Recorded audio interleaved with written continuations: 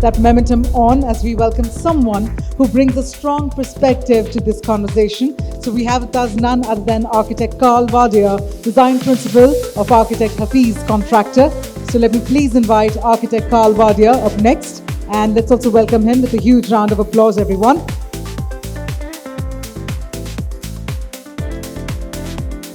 So today's presentation is all about a project which is extremely close to our hearts and something that we've worked very hard to win.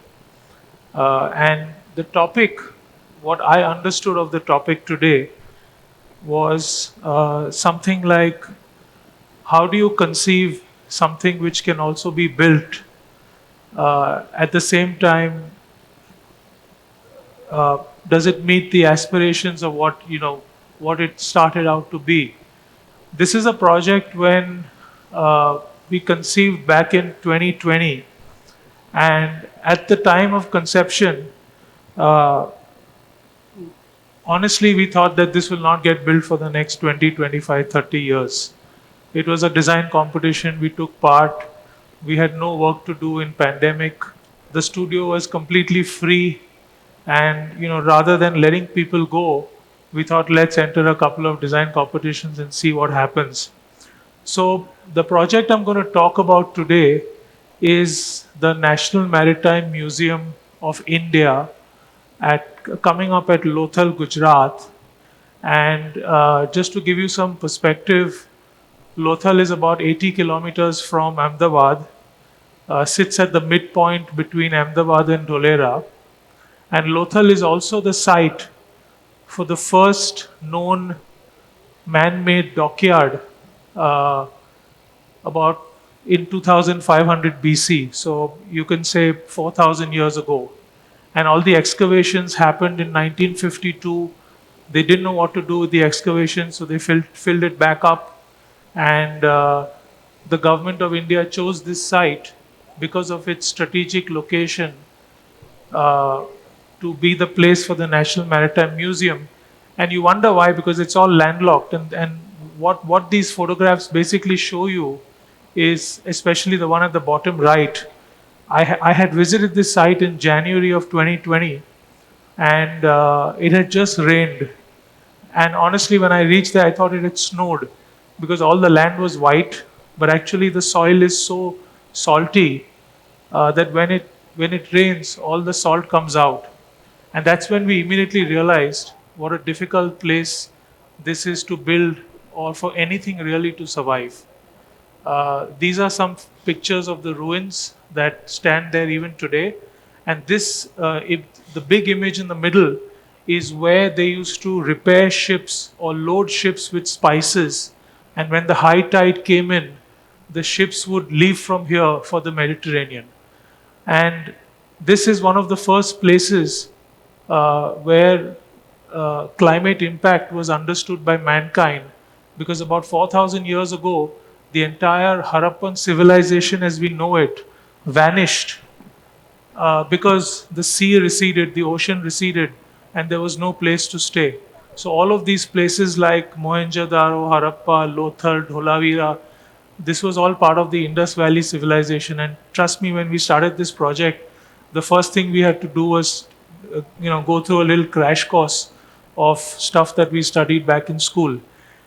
Anyways, coming to the project, the white diagram is the site. It's about 375 acres, 2.5 kilometers north-south. So the diagram is sleeping left to right, east to west, and about 500 to 600 meters across the width. And this just gives you a sense, people from Delhi, people from Mumbai, Ahmedabad, you can recognize this site if placed on the central vista of Delhi is literally from the start point to the end point. That's the scale of the site. In Bombay, it's from the western side of the Marine Drive all the way to the eastern docks and a bit more. That's how, we have about 2 million people living in that much space. That's the size of the site. And it's if you compare it to Paris, where you have the Louvre, the largest museum complex in the world is actually the Louvre. And the old Louvre, the new Louvre, with all the gardens together, that's the scale of site that was given to us. And honestly, in the beginning, while it was exciting, we didn't know what to do with it. It's too much space. But the program was equally intense.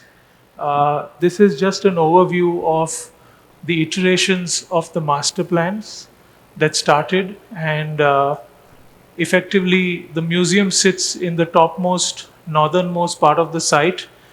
We took a lot of inspiration from the Harappan town planning principles, wherein you had the upper town, the lower town, and the middle town. So we sort of tried drawing a comparison, and we said the museum and the Maritime Institute would sit in the upper town. You had this large bagicha complex that anchored the whole site, and we called it Center Town. And then the lower town is where we did a Lothal recreation, which is yet to be built. And there are a couple of hotels, there are theme parks, and all of that. And finally, the diagram to the right is what it will look like in Google Maps, say a couple of months from now, when it's all dry season. If we hadn't done an intelligent water program, so the diagram to the left is what it will look like once we collect the water. So this sits in a bowl, and we have about 63 square kilometers of catchment area of water that flows through and around this site and goes north to south to the Bugavo River, which is just 5 kilometers south of our site. So we've built out all this program, but we've been smart enough of, we thought about doing it in such a way that we're able to capture almost 80 to 90 crore liters of water in the monsoon season, and then use it throughout the entire year to basically make this a water positive development. So pretty much the two diagrams to the right, one indicates a master plan which can go wrong if you don't take care of the water, and the one to its immediate left is since we're going to take care of the water, and we have the final look of how the thing will look from Google. So this is the same diagram laid west to east, north to south. North is on your left. You see the museum. Just above the museum is the Maritime University. Above that, that big white patch is a 17-acre lake which captures around 40 crore liters of water. The circle in the middle is what we call the Bagicha complex, and this was done because we have a state highway that cuts the site east to west, and we didn't, these highways have a way of forming boundaries between places. So what we did is we kind of enveloped this state highway intersection into this large berm, and we made sure that it doesn't become an impediment, and all the waterways connect at level 0, and that water sort of moves through the entire site to the eco resorts, the hotels, and the theme parks towards the south. And then you have that big triangular water pond at the extreme south, which is the difference between the pond on the extreme south and the one on the extreme north is the one in the extreme north sits at grade level. So we're picking up just groundwater runoff, and the one on the extreme south sits at plus 4-meter level. So we're picking up all stormwater runoff from our site.